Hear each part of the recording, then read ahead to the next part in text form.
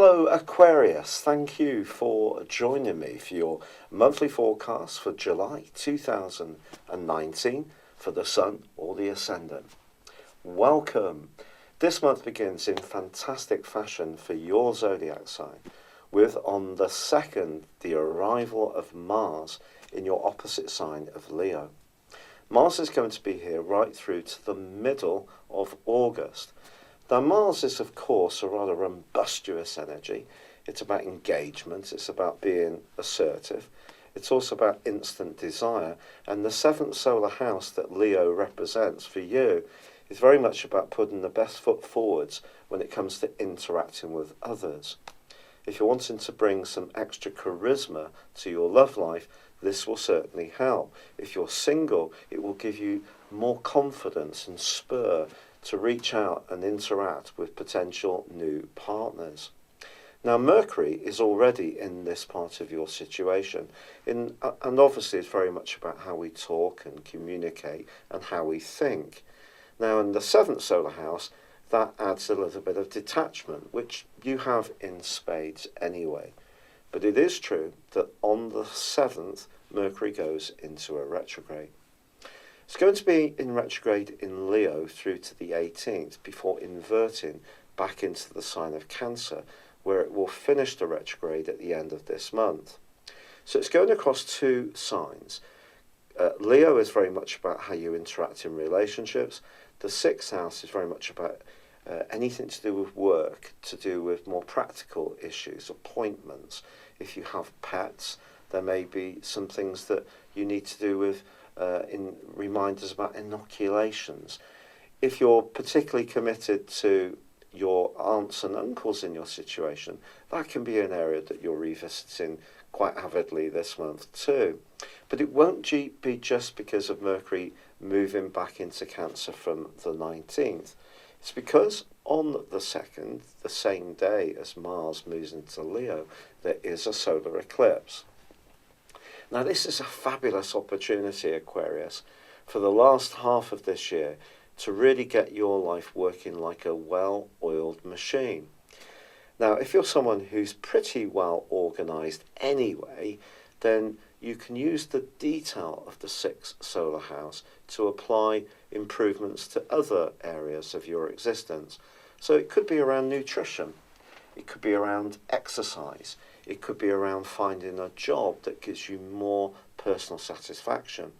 If you do like helping people, this particular eclipse can be very helpful to you in finding the right outlet for your skills and talents in the rest of 2019. But also, Venus, the planet of love and affection, moves on the 4th into the sign of Cancer too. So your relationships at work are also going to be coming into the astral microscope for the latter parts of this month. In fact, in week 2, the Sun goes into an opposition with your traditional ruler of Saturn. And then from the 11th through to the 17th, the Sun in Cancer goes in opposition to Pluto. And then Venus goes into opposition with Saturn and Pluto in week 3. So what does this mean? Well, Saturn and Pluto continue to make their way through the most psychological part of your situation. So revelations around your deepest emotions can continue apace. Now, that's not always easy, particularly for a more logical sign like you, and especially if you're someone who essentially is quite a private person.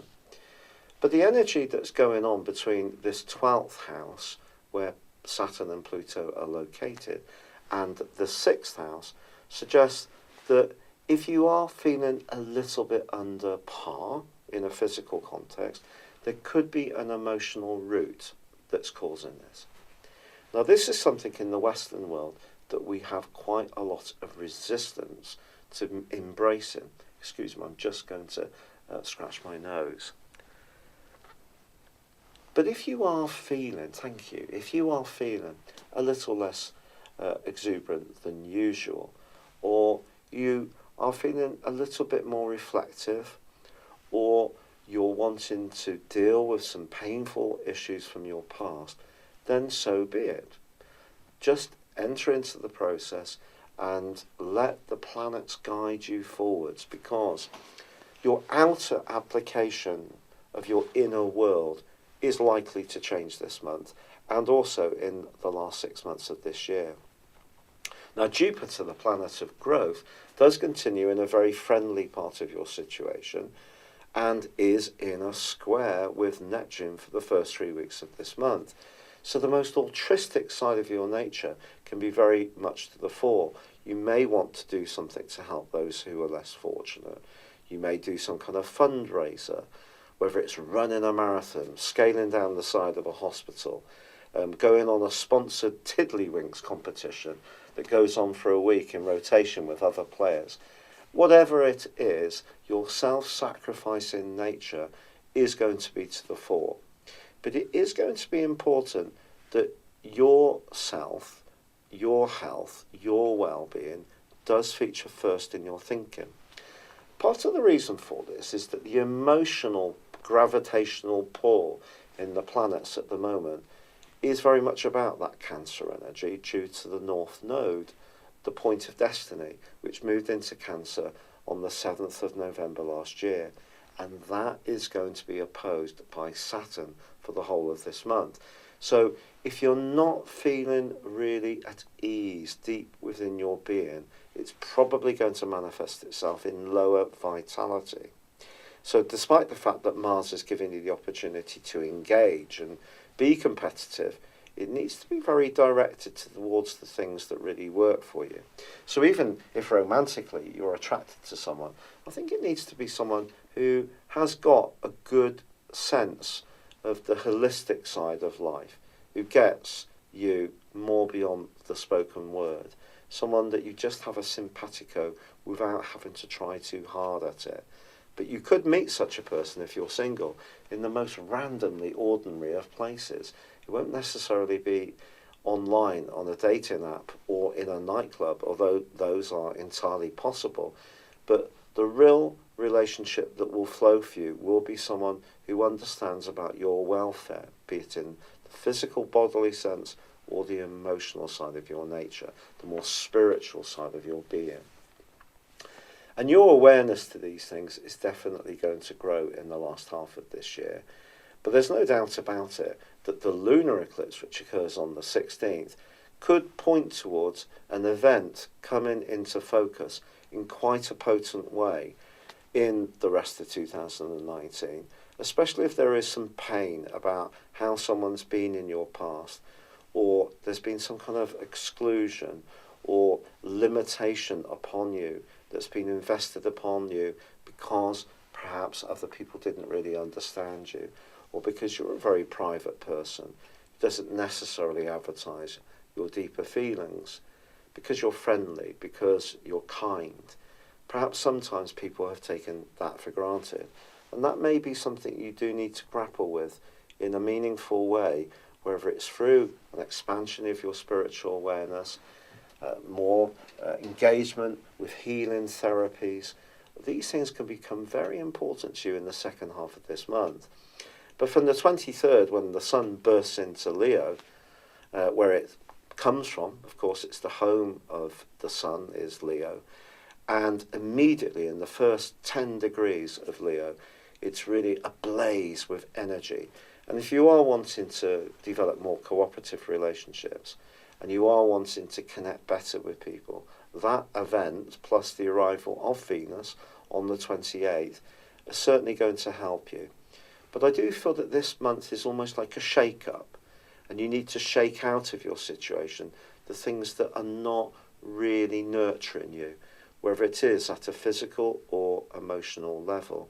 And try to be philosophical about it, because once you emerge from this, you are going to be back on form, much more ready to be a little bit more daring in your approach. It is true that Mars is going to be clashing with Uranus in the middle of the month, which could point towards some kind of intense exchange with a family member. And then the Sun does the same in the last week. So there could be a little bit more of you needing to stand up for yourself, but do so in the right kind of way, but at the same time be fair, which is very much part of your nature. But I think as you get to the end of the month and Mercury does end that backward journey. Some things that perhaps have been bottled up for a very long time may have at last been ventilated, and I think it can do you absolutely the world of good. Thank you for having joined me at your monthly horoscope forecast. I do hope you enjoyed it. If you'd like to know more about what's going on in your situation, go on a journey of discovery beyond your zodiac sign by embracing your personal astrology. This is based on your time, date and place of birth.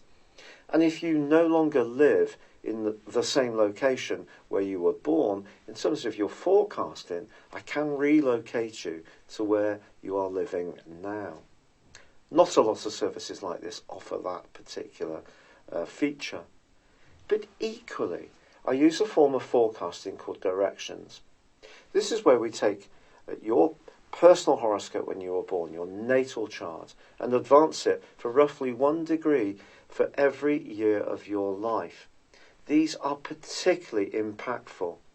The influence that they have on your natal positions, but also on moving planets that they impact upon now, the transits, really are very powerful. To find out about this, and also if you buy a character analysis and a forecast at the same time, I will give you a 30% discount. Please see the link beneath this video. This is an opportunity to understand some of the more trying patterns that have kept occurring in your life, but also to overcome them, but also embrace the positive opportunities you have to grow and to make the most of your innate talent and skills. And there will be information that can really take your breath away. It's so much more powerful than just your sun sign. Thank you.